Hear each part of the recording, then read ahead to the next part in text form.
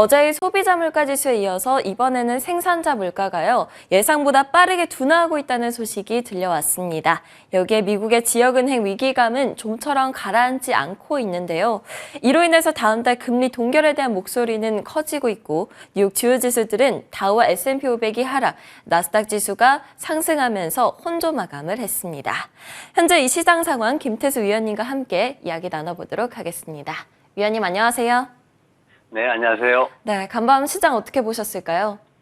네, 시장에서 역시 인플레이션 데이터에 대한 얘기가 계속해서 나오는 상황이죠. 그리고 지역 은행에 대한 얘기도 끊임없이 또 나오고 있습니다. 기술주들 같은 경우에는 알파벳이 잘 상승하면서 이제 오전 약세를 플러스로 되돌리는 모습 보였고, 메타도 오늘도 1%대 상승했습니다. 지난 6개월간 2배 이상 상승을 했어요. 그리고 지난 11월 저점 기준으로 한 270% 정도 상승 중인데, 우리는 이제 방송으로 이제 지난해 6월 달에 좀 부정적으로 봤죠. 그리고 주가가 쭉 빠졌는데, 저는 같은 경우에 연말에 이제 대형주들 관심 가지면서 1월 중순 방송에서 아마 좀 긍정적으로 평가를 했던 그런 부분이 있습니다.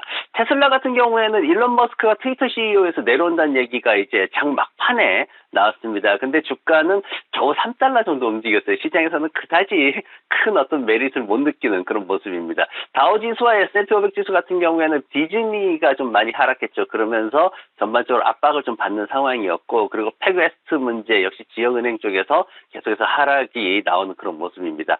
지역은행에서 이제 팩웨스트 같은 경우에는 5월 첫 주에 예금이 마이너스 9.5% 하락했다. 이게 예금 빠져나가는 게 멈추는 줄 알았는데 또 하락했다는 보고서가 나오니까 여기에 대해서 시장에서 좀 문제가 생기는 거고, 도이치뱅크 쪽에서는 앞으로 이런 부분들이 새로운 위험으로 작용될 수 있다라고 경고까지 내놓은 모습입니다.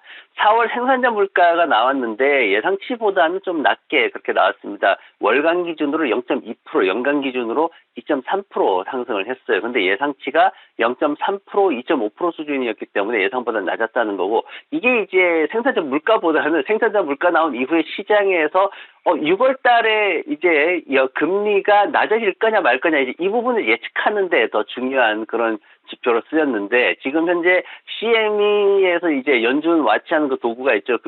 거기에서는 93% 정도로 6월 달에 금리 인상이 중단될 것이다 이렇게 예측을 하면서 그나마 시장을 조금씩 하락했던 부분을 끌어올리는 그런 모습을 보였습니다. 뱅크 오브 아메리카 쪽에서 나온 얘기는 뭐냐면은 지금 6월 달에 금리 인상을 보류하는 것에 대해서 연준이 굉장히 부담을 줄였다 이제 이렇게 평가를 하고 있는데, 그럼에도 불구하고 아직 우리는 5월 달 데이터를 또 한 번 더 봐야 됩니다. 그래서 이런 CME에서 예측한 이런 부분들이 언제든지 급변할 수 있다는 거를 이미 우리는 3, 4월 달에 다 겪었기 때문에 그런 부분들을 좀 집중적으로 우리가 봐야 될 것 같습니다. 그리고 지금 미국의 어떤 채무 불이익 문제 계속해서 얘기가 나오고 있죠. 이제 제넷 옐런 재무장관 같은 경우에는 지금 좀 세계적인 어떤 경제 리더로서의 역할까지도 우리가 좀 안 좋아질 수 있다 이렇게 얘기를 하다 보니까 계속 이제 불안감이 좀 생기는데, 다만 이제 내일이죠. 금요일 날 다시 이제 하원 의장하고 공화당 대표들하고 이렇게 만나기로 했습니다. 여기에서 전혀 이견을 좁히지 못하는 상황이기 때문에 리스크가 계속해서 남아있는 모습입니다.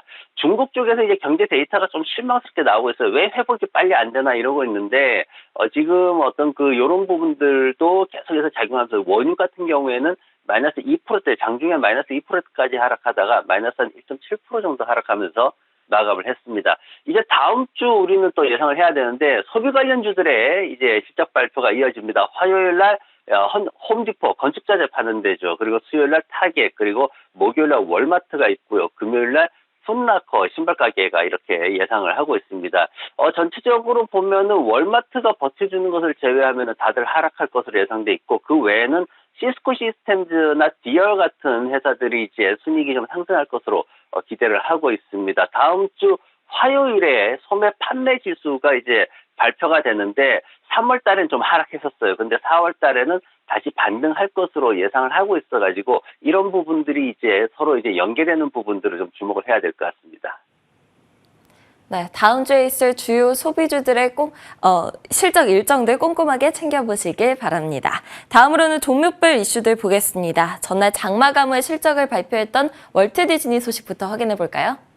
네, 디즈니가 굉장히 안 좋게 마이너스를 많이 보였습니다. 마이너스 8% 정도까지 아침에 하락하는 모습 보였는데, 지금 이제 시장에서 테마파크 쪽은 그래도, 리오프닝 되면서 그래도 좀 나아지고 있다라는 그런 얘기를 했는데, 근데 이제, 미디어나 이제 엔터테인먼트 분야, 이런 부분에서 가입자 수가 좀 못 따라오죠. 그나마 디즈니 플러스 가격 인상해가지고 좀 상쇄시키는 부분이 있긴 했지만은 그래도 지금 상황이 그다지 좋지는 않습니다. 거기에다 또 플로리다 주지사하고 지금 한참 싸우고 있죠. 플로리다 주지사가 디즈니가 개발하려는 걸 갖다가 이제 좀 중단시키려는 그런 모습을 보였습니다. 그러니까 이제 디즈니 같은 경우에는 이제 플로리다 주지사를 갖다 이제 소송을 걸어버렸죠. 주지사는 거기에 이제 세금 혜택을 다 취소해버리는 이런 상황까지 연결이 됐습니다. 그래서 이런 부분들도 또 리스크가 있기 때문에 좀 주의가 좀 많이 필요한 상황이고, 알파벳 같은 경우에는 지금 10일 이제 며칠 전에 했던 연례 개발자 컨퍼런스 이제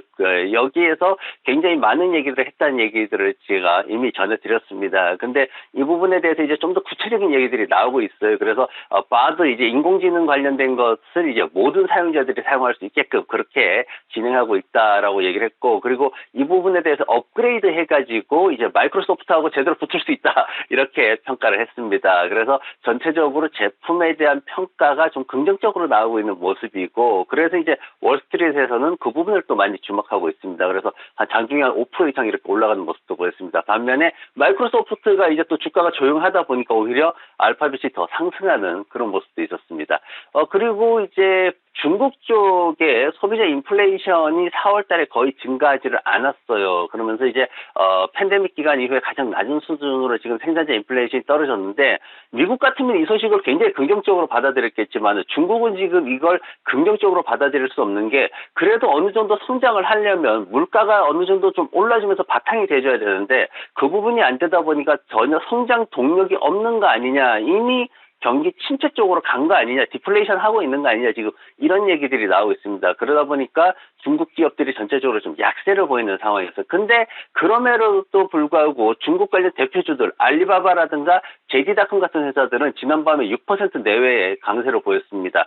실적 호재가 굉장히 따라왔고 저가 매수에 대한 기대감도 굉장히 상승하고 있는 모습인데, 잭스에서 알리바바에 대한 얘기를 했어요. 지금 현재 한 14개 정도의 기관에서 거의 이거 강력한 매수, 아니면 적어도 매수, 이런 수준에서 이 회사를 평가하고 있다. 이렇게 지금 펀드멘탈 쪽에서 굉장히 좋은 얘기를 내놨고, JD.com 같은 경우에는 실적 발표를 했죠. 실적 발표를 했는데 매출도 1.4% 증가했고 순이익도 57센트 나오면서 시장의 기대치를 모두 상승하는 모습을 보였습니다. 반면에 이제 중국 경기에 좀 예민한 윈리조트, 이제 중국 쪽에서 리조트 카지노 사업하고 있죠. 이런 회사들은 마이너스 4%대 하락하는 모습도 보였습니다. 오늘 차트 볼 종목은 제가 타겟 가지고 왔습니다. 타겟이 지금 지난밤에 나온 얘기가 뭐냐면은 실적 발표가 이제 17일 날 있는데, 사실 이번 분기에 1달러 77센트로 좀 많이 떨어질 것으로 예상이 되고 있어요. 한 40센트 정도 전년 동기 대비해서 떨어질 것으로 예상을 하고 있는데, 그럼에도 불구하고 타겟에 대해서 관심을 집중시키고 있는 이유는 뭐냐면은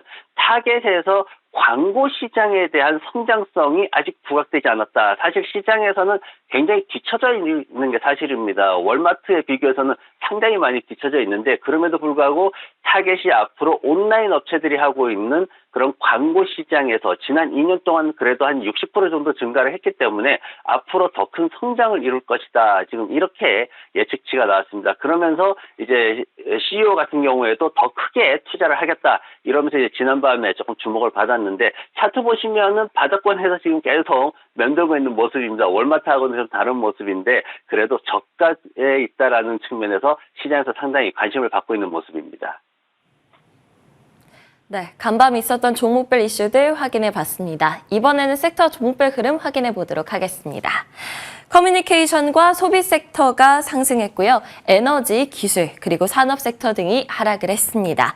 알파벳은 구글이 챗봇 바드를 전면 오픈을 하면서 4% 넘게 올랐고요. 전날 장마 가문 실적을 발표했던 디즈니의 경우에는 구독자 감소 소식에 8% 이상 하락했습니다. 왼쪽 하단의 지역 은행들의 경우에는 위기론이 재등장하면서 부진한 흐름을 보이고 있습니다. 패괴스트 은행은 22.7% 폭락하면서 장을 마쳤고요. 마지막으로 국제유가는 1%대의 하락세를 나타내면서 71달러 선에서 거래되고 있습니다. 오늘 살펴볼 종목으로는 월마트를 가져오셨어요. 그 이유가 뭘까요? 네, 월마트 같은 경우에는 앞서 이제 타겟을 설명을 드렸는데, 월마트 같은 경우에는 장기적으로 어떤 펀더멘탈 측면에서 굉장히 높게 항상 이렇게 평가를 받는 그런 종목입니다. 지금 현재 20개국에서 1,500개 이상의 매장이 있습니다. 그리고 월마트닷컴이라든가 아니면 뭐 샘스클럽 같은 이런 온라인 매장도 굉장히 활성화돼 있어가지고 매출이 많이 나오고 있고, 전 세계적으로 약 한 210만 명 정도를 지금 고용을 하고 있는 엄청나게 큰 회사입니다. 시티에서 이제 지난밤에 월마트 주식을 사라 이러고 매수 의견을 강력하게 내놨습니다. 지금 1분기 실적을 다음 주에 앞두고 있는데 예상 실적을 상회할 것이다. 그리고 올해 가이던스를 전체적으로 높일 것이다. 이렇게 지금 시티에서 예상을 했습니다. 그러면서 그동안 어떤 회사의 어떤 보수적인 상황들, 뭐 재고 정리나 이런 것들로 인해서 이제 보수적인 상황들이 연결이 됐지만 이런 것들이 앞으로 월마트를 더 강하게 상승시킬 것이다. 이렇게 보고서를 내놨습니다. 실적 같은 경우에 5월 18일 날 지금 분기 실적 발표를 앞두고 있는데, 지금 현재 나오는 게 뭐 전년 동기 대비해서 그대로 유지될 것이다. 이렇게 지금 예상을 하고 있습니다. 하지만 매출 같은 경우에는 한 5% 가까이 상승할 것이다라고 전망하고 있고, 올해 전체적으로 봤을 때 잭스에서 예측하고 있는 거는 순이익 측면에서는 한 3% 정도 하락할 수 있다. 하지만 매출은 반면에 3% 더 올라갈 것이다. 이렇게 전망을 하고 있고, 그동안의 금리 상승 그리고 앞으로의 어떤 경기 침체 이런 국면을 앞두고 그래도 좀 움츠리고 있는 상황일 뿐이지 뭔가 하락 국면으로 가고 있지는 않다. 이렇게 지금 전망들을 하고 있습니다. 최근에 3분기 동안 기대치를 넘어서는 실적을 발표를 했고요. 그리고 지금 분기별로도 실적이 매출이 꾸준히 올라가는 모습 보이고 있고, 지난 4분기에 재고 정리하면서 마이너스 났던 부분이 있긴 하지만 그래도 긍정적으로 계속 나타나고 있습니다. 그리고 시장에서 지금 기대하고 있는 부분들은 이번 달 들어가지고 매도 의견이 나오긴 했지만은 그래도 시장에서 목표 가격은 그렇게까지 변화되지 않는 모습이고, 한 164달러 정도의 지금 목표가가 형성이 되어 있고 최고가는 180달러까지 형성이 되어 있습니다. 차트 보시면은 지금 팬데믹 효과에 따른 어떤 과소비 기간이 있었어요. 그러면서 주가가 좀 오르는 그런 상황이 있었는데 매물대 구간에서 한 30개월 정도 지금 크게 보면은 횡보하고 있는 그런 모습입니다. 재고 문제로 잠깐 흔들렸던 게 있지만은 다시 회복을 다 하는 모습이고요. 한 130달러에서 147달러 구간 지금 밴드 만들어 놓고 있는데 요 밴드 위에서 안착하는 모습이 어떻게 나오느냐가 중요한 그런 포인트가 되겠고요. 어떤 터닝 포인트가 될 수 있는 그런 상황이다 보시면 좋을 것 같습니다. 실적 기대치를 충족하는가도 이번에 중요한데 전체 가이던스 올리는 게 더 중요하다라는 것도 봐주셔야 될 거고, 그리고 실적이나 가이던스가 부진할 경우에는 지금 현재 밑에 있는 20주선까지 일시 후퇴할 수도 있습니다. 약간 145달러 정도 되는데 그렇게 됐을 경우에 장기적으로 매수 관점으로 접근하시는 게 더 유효한 전략이다 보여집니다. 그래서 시장에서 뭐 금리 인하나 이런 부분들 기대를 하고 있는데 그렇게 되면 소비는 다시 또 증가할 것이기 때문에 이 회사에 대한 기대감도 더 높아지고 있습니다. 최대 목표가가 지금 한 2년간 180달러 정도 저는 기대를 하고 있습니다. 지금 도이치뱅크에서도 이와 동일한 수준의 목표가를 제시를 하고 있는데 손절매는 아래쪽에 50주선 보면 137달러 정도 이렇게 형성이 되어 있습니다. 실적 하락으로 인해 가지고 단기 급락할 경우에는 매수 구간을 전체적으로 좀 다운시키면서 이 손절매도 200주선이 130달러까지 이렇게 다운시키면은 전체적으로 편안하게 투자를 하실 수 있을 것 같습니다. 지금 한 150달러 기준으로 분할 매수 들어가신다면은 지금 단기적으로는 큰 무리 없을 것 같고요. 앞서 설명드린 것처럼 길게 좀 보시면서 이렇게 전략을 구사하시면은 편안하게 투자를 하실 수 있을 것 같습니다. 주목해볼 만한 종목으로 월마트 꼽아주셨습니다. 이번 실적 시즌이 터닝 포인트가 될 수 있을까요? 장기적인 매수의 관점으로 접근을 하면서 150달러 기준으로 분할 매수를 해서 최대 목표가는 2년간 180달러 기대된다 이야기해 주셨습니다. 지금까지 김태수 위원님과 함께했습니다. 오늘도 좋은 말씀 감사합니다. 네, 감사합니다.